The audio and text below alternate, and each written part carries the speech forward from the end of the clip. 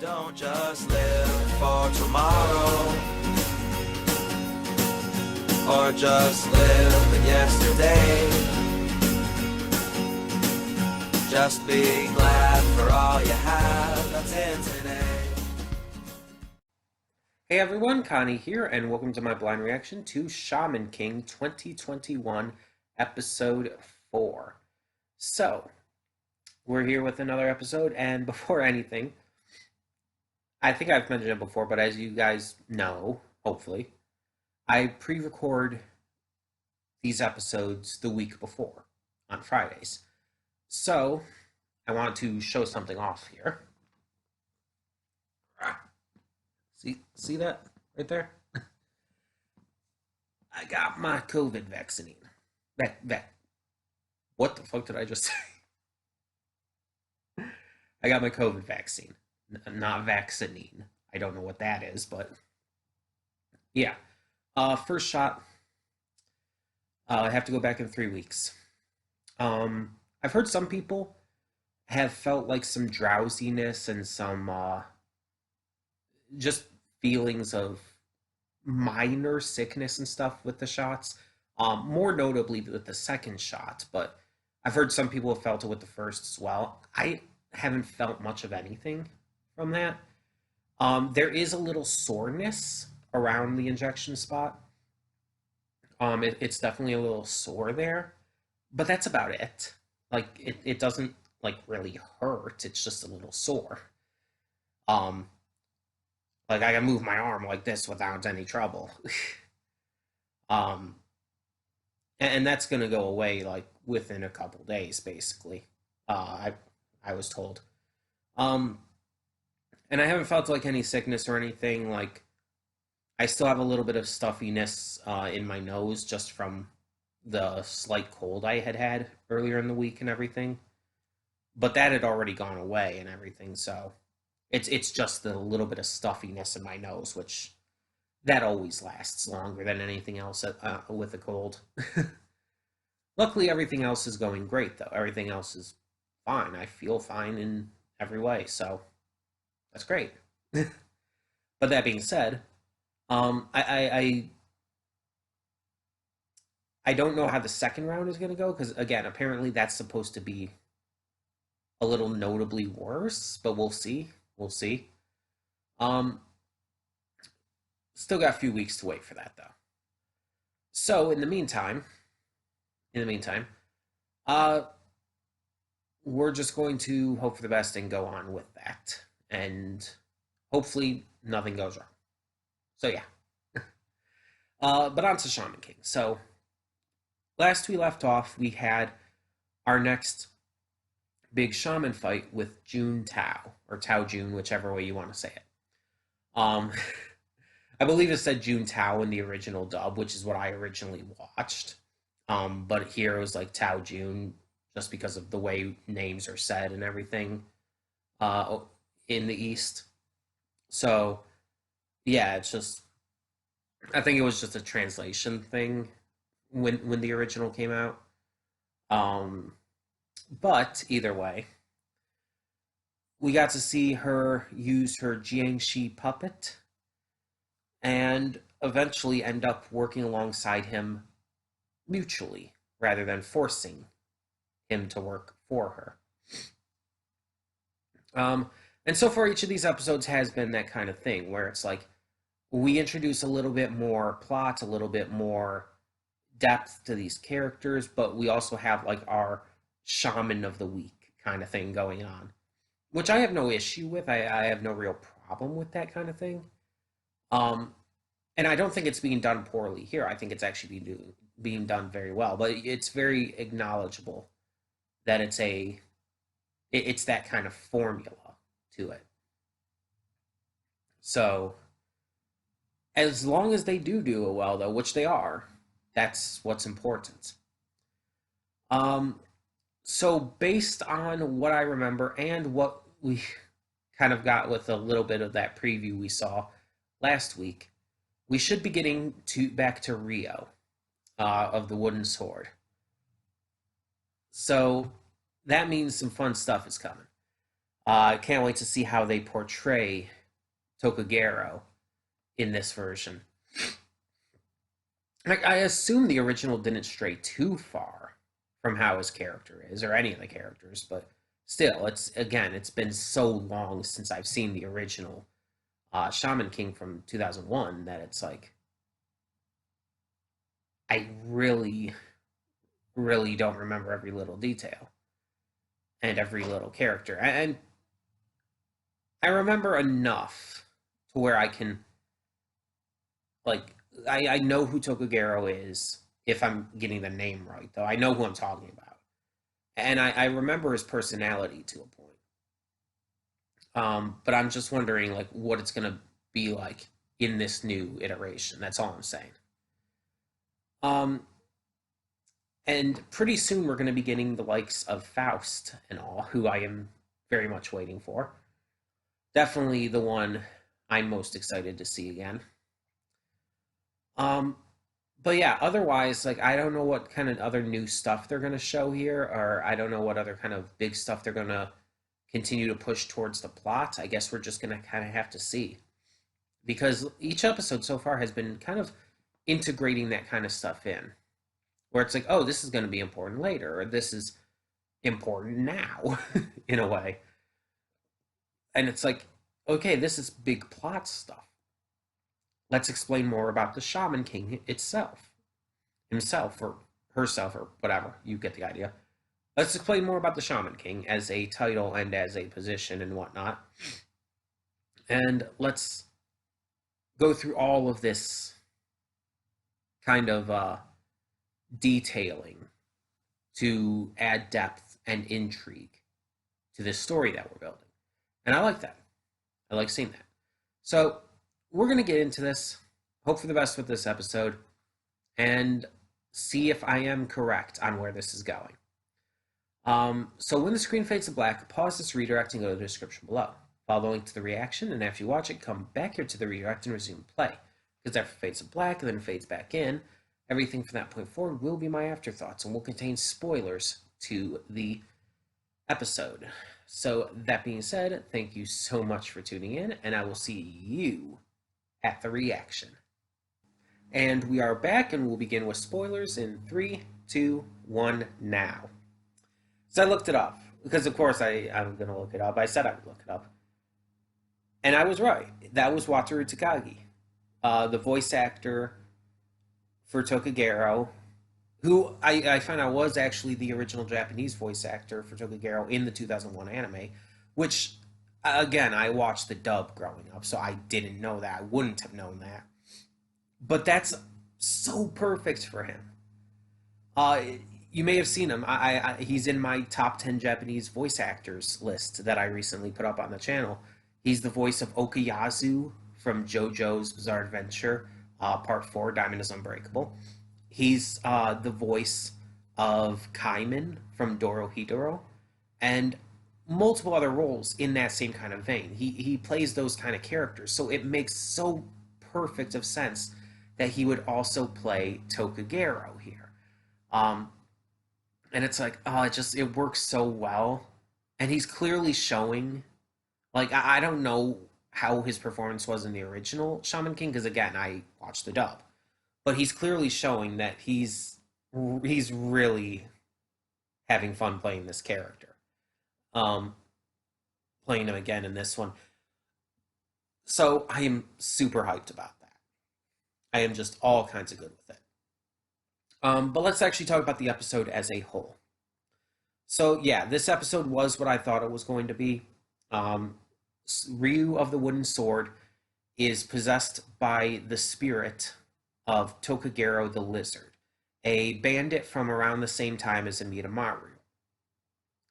Tokugero is a violent, just completely out of control type of bandit who wants revenge on Amida Maru.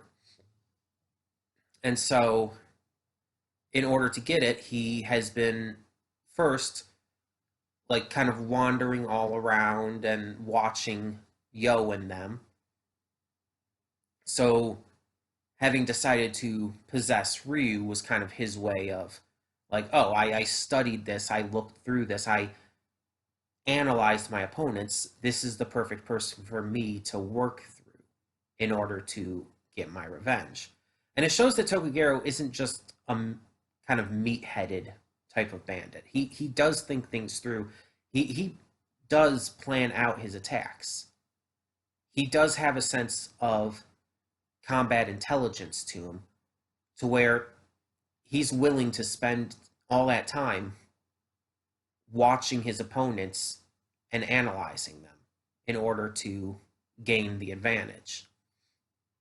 So he takes over Ryu and he goes off to fight Yo and Amidamaru in order to gain his revenge.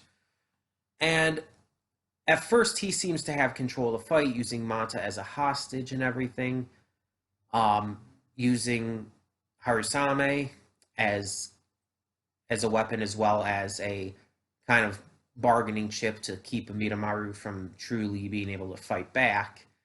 It does not work, though. It does not work. So we get this flashback scene in the middle of the episode here of Amidamaru and Mosuke as kids, and get to see when Amidamaru first got Harusame, that it was created from Mosuke's knife that belonged to his father. It was a family heirloom in a way. And I do remember this.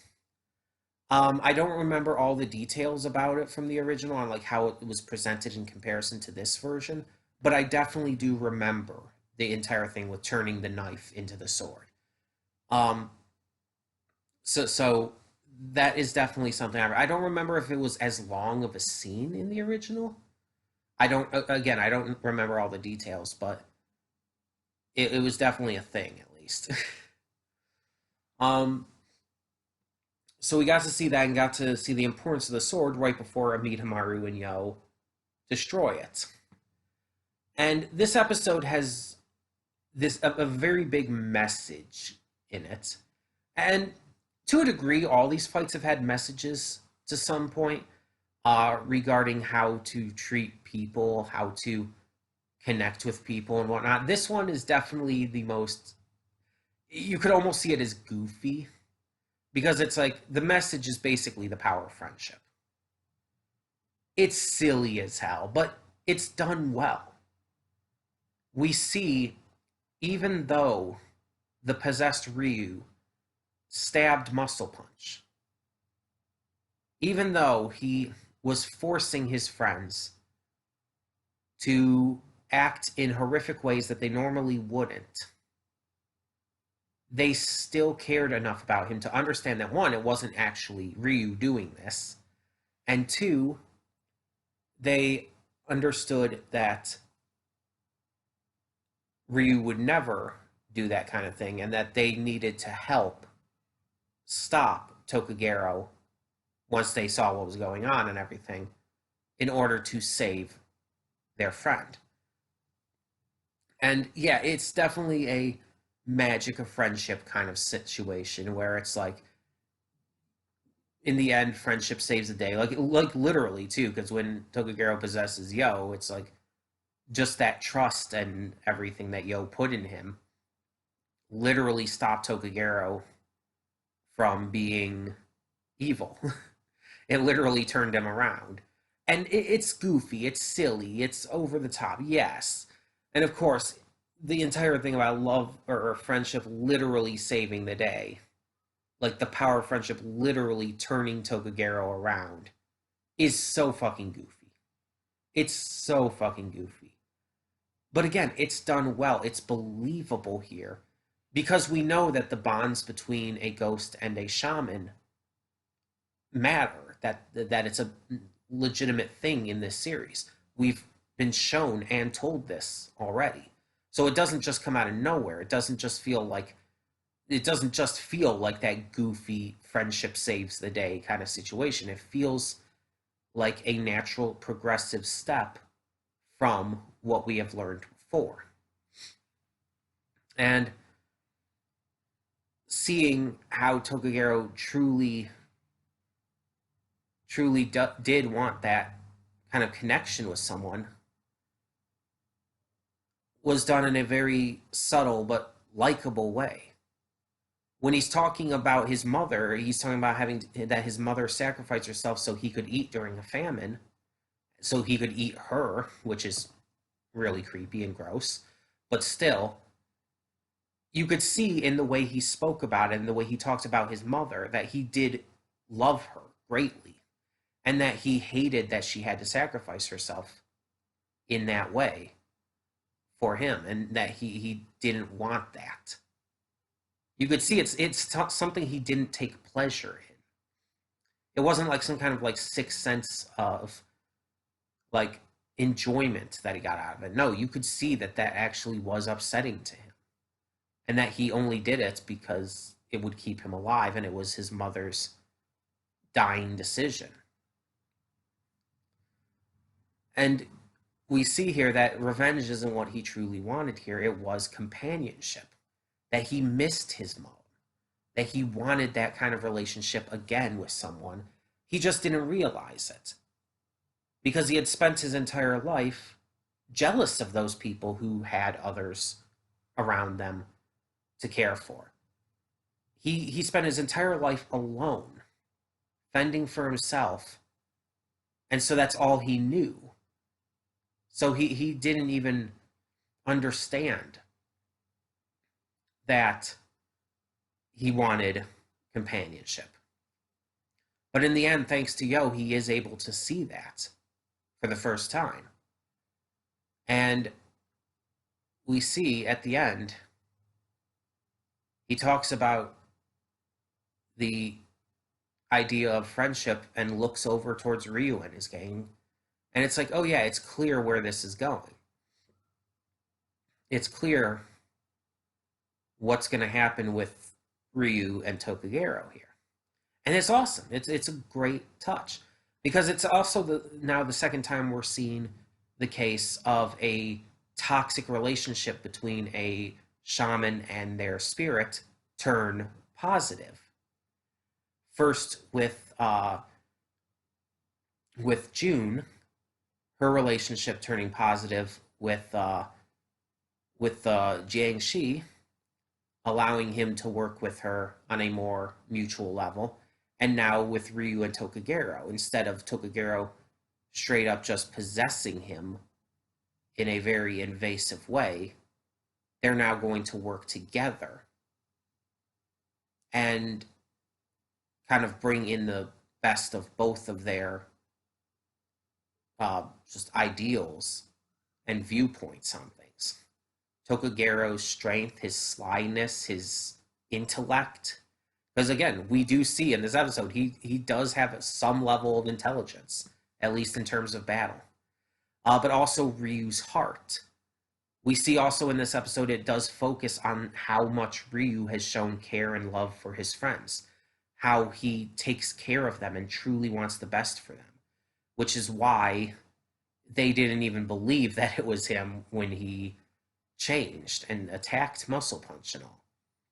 Because they knew that the real Ryu would never do something like that.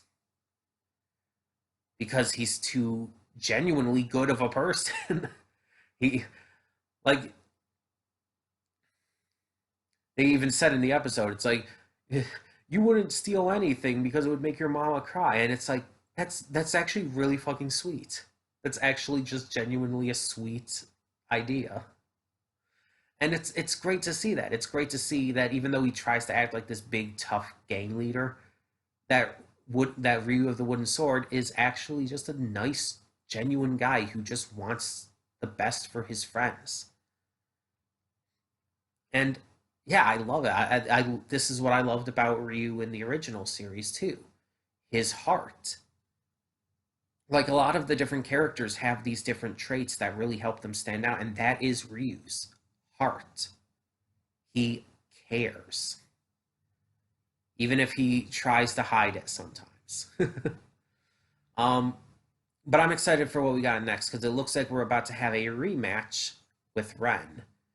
And he's being as dramatic as ever about it, with his big flowy cape. So I'm just wondering what's going to happen after that, though. Because again, I'm trying to remember everything about the original series, but it's been so long I can't remember everything, including the order that these characters appear in. Because we've still got quite a few characters to meet. We see them in the opening. We have Faust. We have, I believe his name is Horo Horo. Um, I can't remember all their names. Um, God, what's the one green-haired kid's name? It starts with an L. I can't remember all their names. But I'll remember them when I see them, obviously, and as we get to know them as characters. Um, but I am excited to see more of them, especially Faust. Like I had said before, I really like Faust. He was always my favorite in the original, and so I'm really excited to see him return. And apparently, I have heard. I was looking it up with Togagero, who is a voice actor and everything. Apparently, Faust's original voice actor from the 2001 series is one of the ones who is back as well.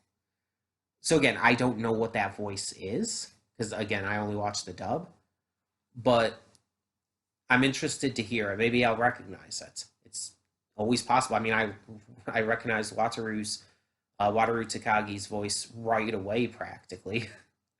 I still love that he's the voice of Takagi. It's just so fitting. It's just so fitting for his type of character, you know? For the voice actor, it's just the type of characters he tends to play. And it's funny. It's funny when I was making that list of my 10 favorite Japanese voice actors and all. I was looking through their discography or filmography, I guess actually, not discography. Discographies for music. I was looking through their filmography for the different roles they portrayed. I somehow must have completely just glossed over this one. I must have completely skipped it because I would have put that in that video along with the other roles I put for him. I put Bellamy for One Piece, and it's like it's great that he's Bellamy, and it's like I knew he was Bellamy, mind you, but still. And that's an old role too, so it's just like I know I went back far enough. I just somehow must have skipped over the fact that he was Tokagero. I don't know how. It's great though. It's great. I might have to go back and check out some of the Japanese for the original series just to kind of hear some of that in the uh, in the original comparative to this version. But I'm excited. I'm excited to see where this goes, and yeah, I'm hoping that this continues to be just as good of a reboot as it has been. Like I've been enjoying the shit out of this. But tell me in the comments below, what did you think of this episode of Shaman King 2021?